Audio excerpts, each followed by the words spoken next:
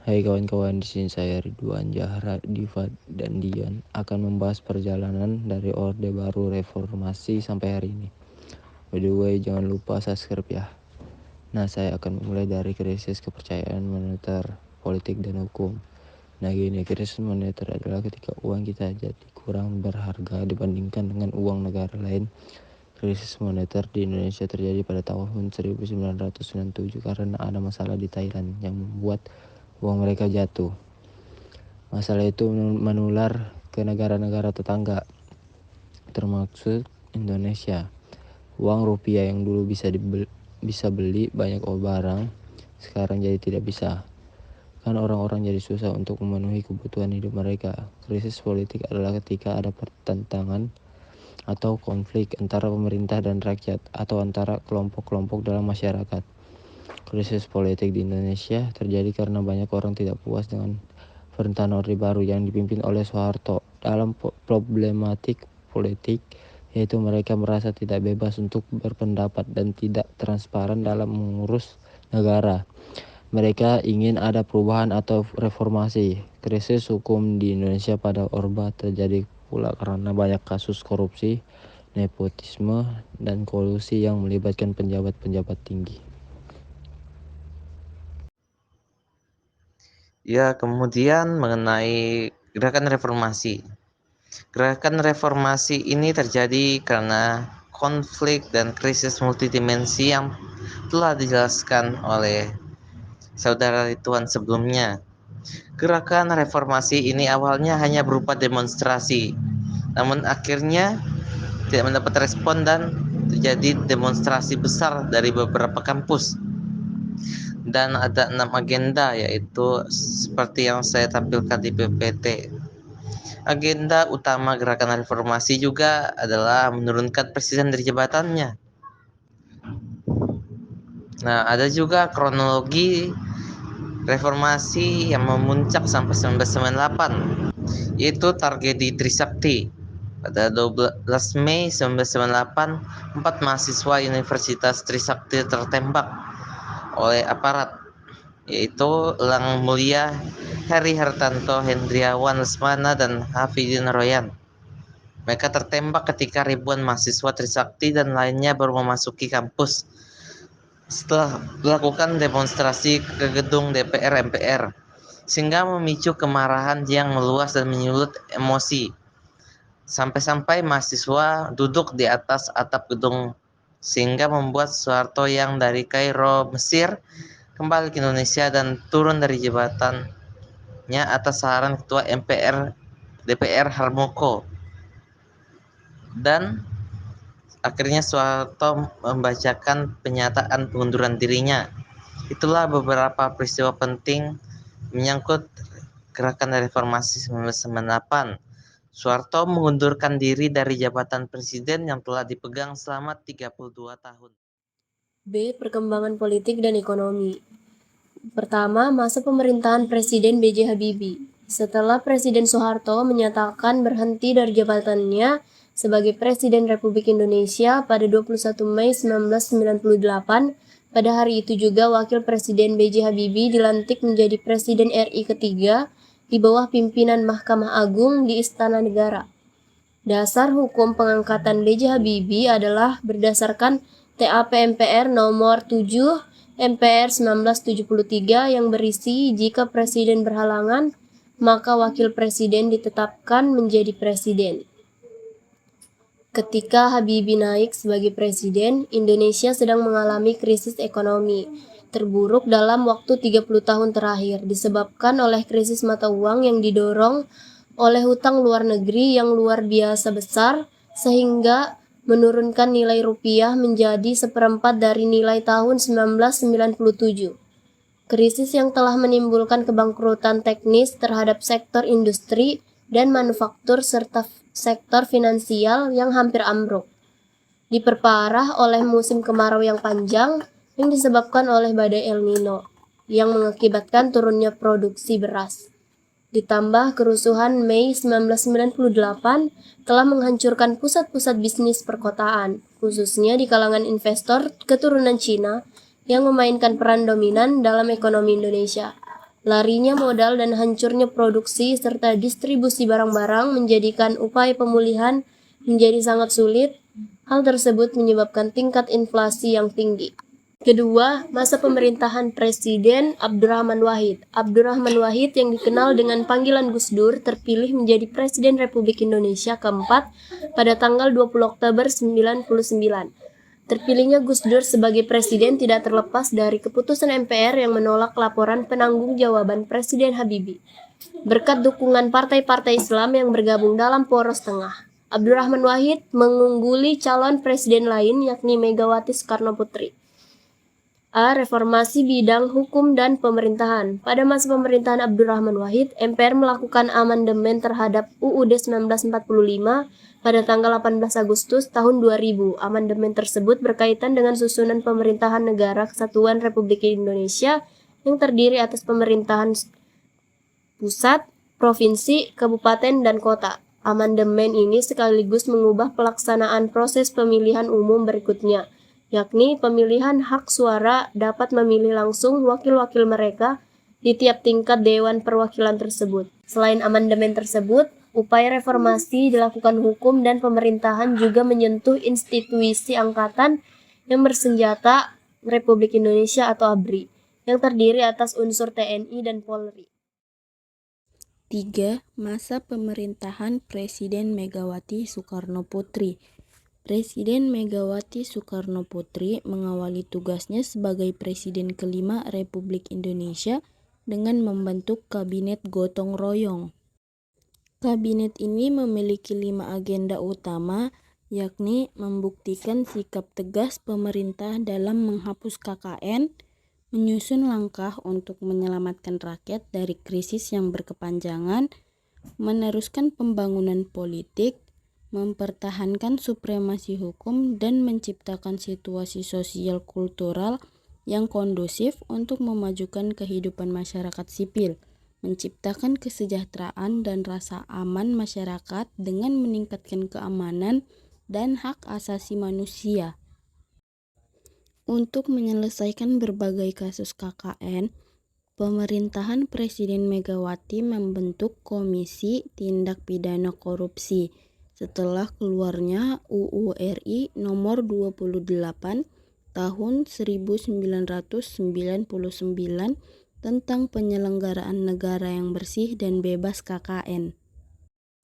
Pembentukan komisi ini menuai kritik karena pada masa pemerintahan Presiden Abdurrahman Wahid telah dibentuk Komisi Pemeriksa Kekayaan Pejabat Negara atau KPKPN. Dari sisi kemiripan tugas, keberadaan dua komisi tersebut terkesan tumpang tindih.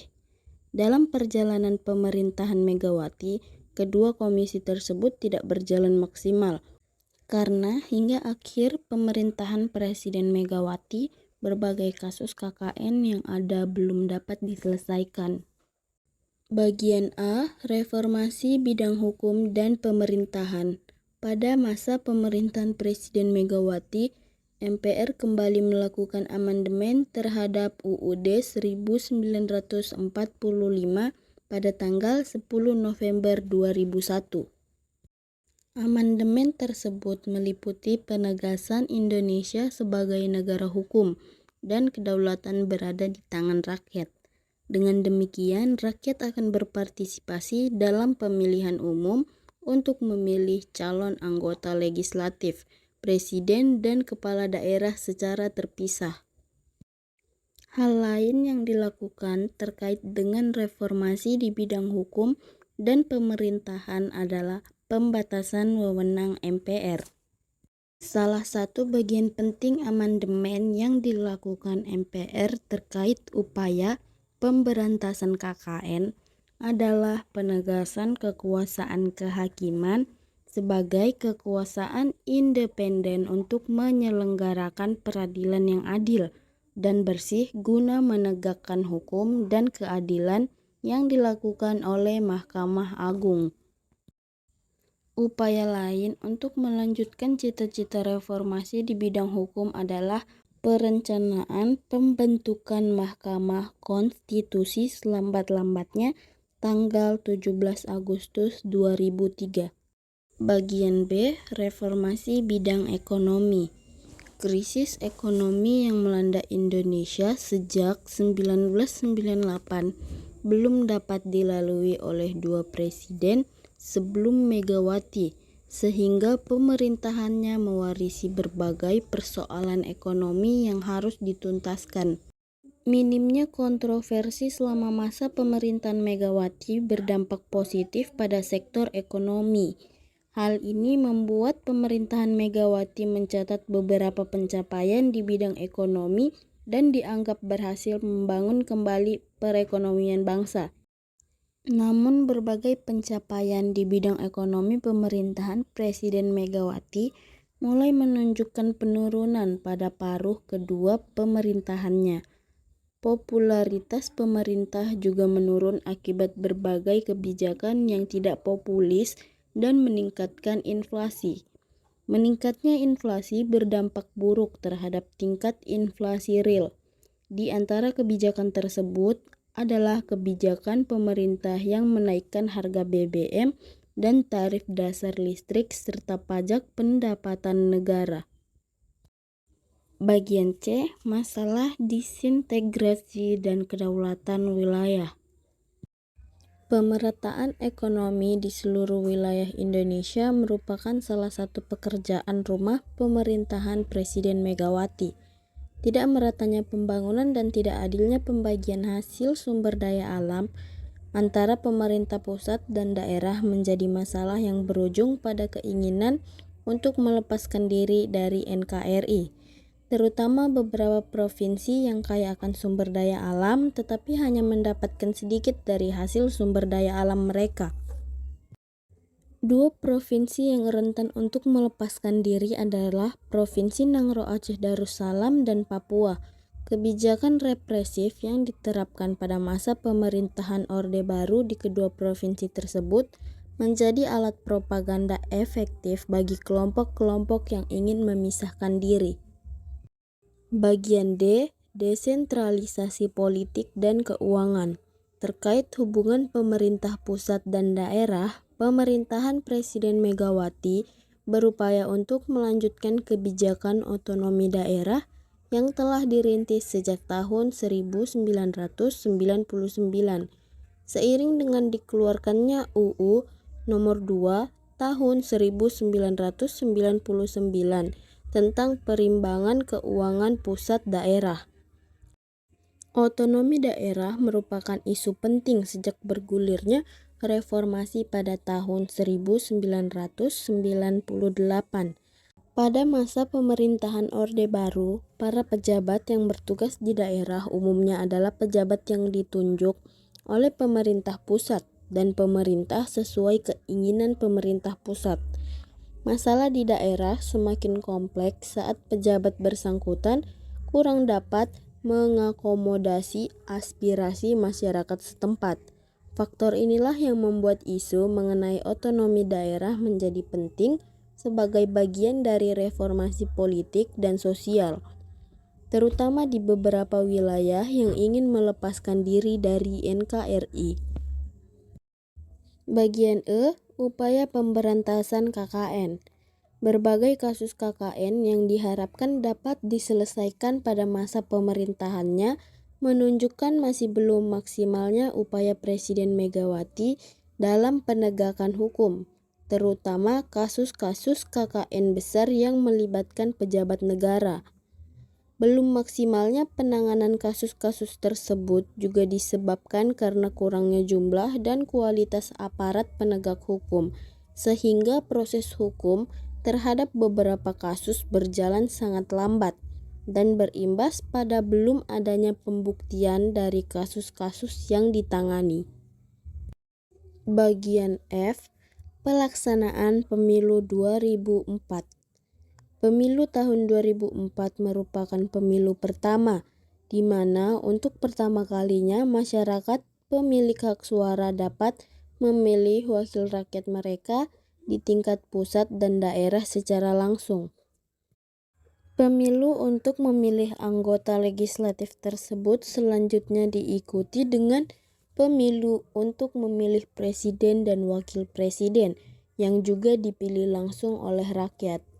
Jika dalam pemilu presiden dan wakil presiden terdapat satu pasangan yang memperoleh suara lebih dari 50%, maka pasangan tersebut dinyatakan sebagai pemenang pemilu presiden. Jika pada pemilu presiden tidak terdapat pasangan yang mendapatkan suara lebih dari 50%, maka pasangan yang mendapat suara tertinggi pertama dan kedua berhak mengikuti pemilu presiden putaran kedua. 4. Masa pemerintahan Presiden Susilo Bambang Yudhoyono.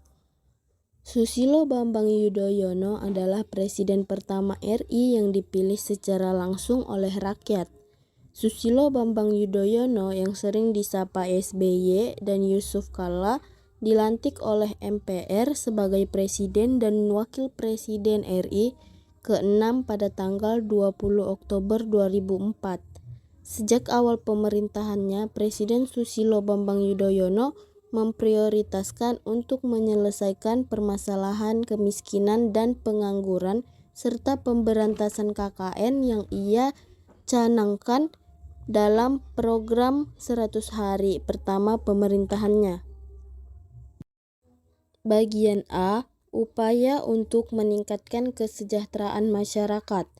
Pada masa pemerintahan Presiden SBY, upaya untuk pengentasan kemiskinan direalisasikan melalui peningkatan anggaran di sektor pertanian, termasuk upaya untuk swasembada pangan. Selain berupaya memperkuat ketahanan pangan, pemerintahan Presiden SBY juga berupaya memperbaiki sektor pendidikan dengan cara meningkatkan anggaran pendidikan. Perbaikan di sektor pendidikan ini berhasil menurunkan persentase tingkat putus sekolah dari 4,25% pada tahun 2005 menjadi 1,5% pada tahun 2006. Selain upaya untuk memperbaiki kelangsungan pendidikan para peserta didik, pemerintah juga meningkatkan tunjangan kesejahteraan tenaga pendidik. Bagian B. Reformasi di bidang politik dan upaya menjaga kesolidan pemerintahan. Pemerintahan yang solid berpengaruh terhadap kelancaran jalannya program-program pemerintah, sehingga upaya untuk menjaga kesolidan pemerintahan menjadi salah satu faktor penting keberhasilan program pemerintah.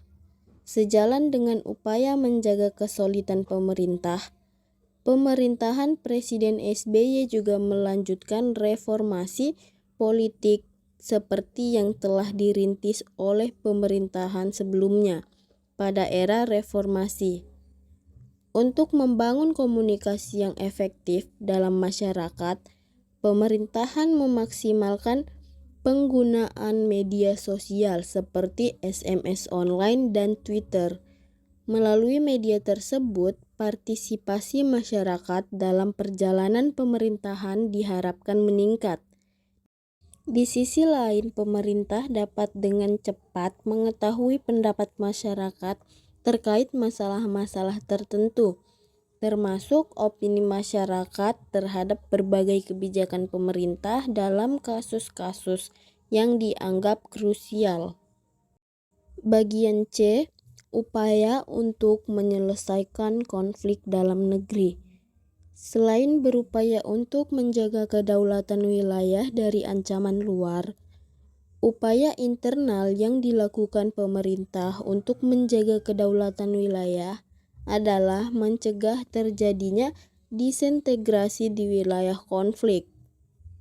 Konflik berkepanjangan di wilayah Aceh dan Papua yang belum juga berhasil diselesaikan pada masa pemerintahan presiden sebelumnya mendapat perhatian serius dari Presiden SBY.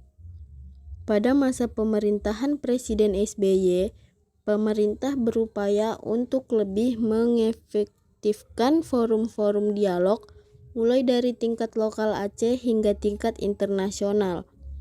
Selain berupaya menyelesaikan konflik Aceh melalui perundingan, Presiden SBY juga melakukan pendekatan langsung dengan masyarakat Aceh melalui kunjungan yang dilakukan ke Aceh pada tanggal 26 November 2004. Dalam kunjungan tersebut, Presiden SBY menekankan pentingnya penerapan otonomi khusus di Aceh sebagai sebuah otonomi yang luas. Bagian D. Pelaksanaan Pemilu 2009. Berbagai pencapaian pada masa pemerintahan Presiden SBY meningkatkan popularitas dan kepercayaan masyarakat kepadanya. Transparansi dan partisipasi masyarakat juga menjadi faktor penting yang berperan sebagai modal sosial dalam pembangunan, termasuk adanya sinergi antara pemerintah dengan dunia usaha dan perguruan tinggi. Keberhasilan beberapa program pembangunan juga tidak terlepas dari adanya stabilitas politik, keamanan, dan ketertiban serta harmoni sosial. Berbagai pencapaian pada masa Presiden SBY yang dirasakan langsung oleh masyarakat menjadi modal bagi Presiden SBY untuk kembali maju sebagai calon presiden pada pemilu presiden tahun 2009. Berpasangan dengan seorang ahli ekonomi yakni Budiono, Presiden Susilo Bambang Yudhoyono berhasil mendapatkan kembali mandat dari rakyat untuk memimpin Indonesia pada masa pemerintahan berikutnya.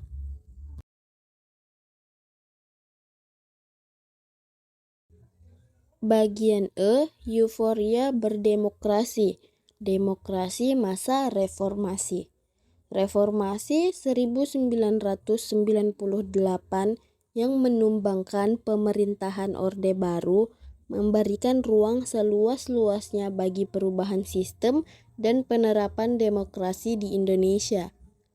Ketika pemerintah Orde Baru tumbang, keinginan untuk mendapatkan ruang politik dan pemerintahan untuk mengatur wilayah sendiri menjadi keinginan masyarakat di daerah-daerah yang pada akhirnya melahirkan Undang-Undang Otonomi Daerah. Penerapan otonomi daerah tersebut diiringi dengan perubahan sistem pemilu dan diselenggarakannya pemilu langsung untuk mengangkat kepala daerah mulai dari gubernur, bupati, hingga wali kota. Di bidang pers, euforia demokrasi juga melahirkan sejumlah media massa yang lebih bebas, menyuarakan berbagai aspirasi masyarakat. Namun, kebebasan di bidang pers harus tetap memperhatikan aspek-aspek keadilan dan kejujuran dalam menyebarkan berita. Berita yang dimuat dalam media massa harus tetap mengedepankan fakta, sehingga euforia kebebasan pers yang telah sekian lama terkekang pada masa pemerintahan Orde Baru tidak menimbulkan keresahan dalam masyarakat. Kemudian bagian C yaitu perkembangan ilmu pengetahuan dan teknologi Indonesia. Perkembangan sebuah bangsa sangat dipengaruhi oleh perkembangan iptek negara tersebut. Kepedulian tersebut sudah timbul sejak abad 16 atau sejak masa kolonial. Dimulai oleh Yakub Bontius yang mempelajari flora Indonesia, dan Rompius dengan karyanya berjudul Herbarium Ambonese. Pada abad ke-18, Belanda juga mendirikan Lembaga Ilmu Pengetahuan dan Teknologi Batavias Genootschap van Wetenschappen atau BGWK, dan Kebun Raya Indonesia dan Natuurwetenschappelijk Raad voor Nederlands Indie, yang kemudian diubah menjadi Organisasi voor Natuurwetenschappelijk Onderzoek. Terus 1956 Indonesia mendirikan Majelis Ilmu Pengetahuan Indonesia (MIPI) dengan tugas pokok membimbing ilmu pengetahuan dan teknologi, memberi pertimbangan kepada pemerintah dalam hal ilmu pengetahuan. Kemudian Indonesia juga membentuk Durenas atau Departemen Urusan Riset Nasional dan menempatkan MIPI dalamnya dengan tugas tambahan membangun dan mengasuh beberapa lembaga riset nasional. Kemudian diubah lagi menjadi Lemrenas, yaitu Lembaga Riset Nasional. Selain itu ada juga perkembangan dari wilayah Indonesia itu sendiri yang di luar dari bekas Belanda, yaitu BATAN, Badan Teknologi Atom Nasional. 8. Lembaga Penerbangan dan Antariksa Nasional. juga BPPT, Badan Pengajian dan Penerapan Teknologi. Kemudian Nurtanio atau Industri Dirgantara Nasional. Pada saat itu nih Indonesia mengalami booming minyak pada 1970-an. Dan booming minyak ini memberikan keuntungan bagi Indonesia. Ya, ketika pemerintah Orde Baru merancang alih teknologi tinggi, khususnya industri pesawat terbang. Nah, saat itu juga Indonesia masih dalam kepemimpinan Presiden Soeharto memanggil ahli aeronika lulusan Universitas Aachen di Jerman, yaitu B.J. Habibie, untuk membangun industri dirgantara nasional. Nah, posisinya juga sebagai staf divisi teknologi tinggi Pertamina dan memudahkan B.J. Habibie untuk mendanai eksperimen teknologinya. Nah, dia juga mendirikan BPPT, yaitu Badan Pengajian Penerapan Teknologi, sebagai pengembangan industri teknologi. Kemudian di IPTN atau Industri Pesawat Terbang Nurtanio di Bandung, kemudian PAL dan Badan Tenaga Atom Nasional di Serpong. IPTN menghasilkan berbagai pesawat transportasi di udara Indonesia. PT PAL berhasil membuat kapal laut sebagai sarana transportasi laut. Nah, ada banyak sekali jenis pesawat terbang yang berhasil dikembangkan oleh dan diproduksi oleh IPTN tersebut. Nah, di sini ada list. Kemudian selain itu ada juga teknologi komunikasi dan transportasi. Nah, pada Orde Baru juga muncullah juga perkembangan teknologi komunikasi. Khususnya ada Indonesia mengembangkan satelit Palapa, yaitu SKSD Palapa, yang diambil dari Sumpah Pati Gajah Mada dalam upaya menyatukan wilayah geografis Nusantara. Satelit ini digunakan oleh pemerintah Orba dalam menyatukan wilayah Nusantara melalui komunikasi dan informasi, mencakup wilayah Asia Tenggara dan daya jangkau siaran TVRI dan RRI. Nah, kemudian Palapa juga memiliki generasi, yaitu A dan B. Kemudian B1 dan B2, kemudian sampai C1 dan C2 yang kemudian digantikan oleh Telkom. Ada juga transportasi, yaitu teknologi sosrobahu yang digunakan untuk mengatur jalan dan mengatasi macet di Indonesia. Ada juga cakar ayam, yaitu gardu listrik. Dengan cakar ayam ini juga telah membuat kesuksesan pelaksanaan Asian Games. Ada juga revolusi hijau. Revolusi hijau merupakan upaya pemerintah untuk modernisasi pertanian pada Orde Baru. Pada saat itu, Fakultas Pertanian Universitas Indonesia pada 1960 melakukan kegiatan demonstrasi massal atau DEMAS, ya, untuk memaksimalkan pertanian. Kemudian juga mengembangkan INMAS, yaitu intensifikasi massal untuk pengoptimalan produktivitas dan kualitas hasil pertanian, terutama pertanian padi. Nah, kemudian juga ada INSUS, intensifikasi khusus. Nah, intensifikasi khusus ini berbeda dengan INMAS. Kalau intensifikasi khusus ini menekankan peningkatan hasil dari setiap wilayah sawahnya melalui sabta usaha tani. Dan kemudian ada juga diversifikasi pertanian, itu usaha penganekaragaman jenis usaha atau pertanian. Jadi tidak hanya satu tanian saja seperti padi, tapi juga bisa bertani peternak ayam, peternak ikan, peternak jagung juga. Kemudian dampak-dampak selain menopang aktivitas manusia, teknologi juga memiliki dampak positif maupun negatif. Dampak positif seperti menjadi media komunikasi sosial dan situs-situs, menyampaikan informasi secara cepat dan mudah. Akan tetapi, penggunaan teknologi juga berdampak negatif, misalnya jarang berinteraksi secara nyata dan lebih mengutamakan secara virtual. Dan ahli komunikasi seperti Harold Deleuze dan Carlos Wright pernah menyatakan sendiri fungsi sosial media.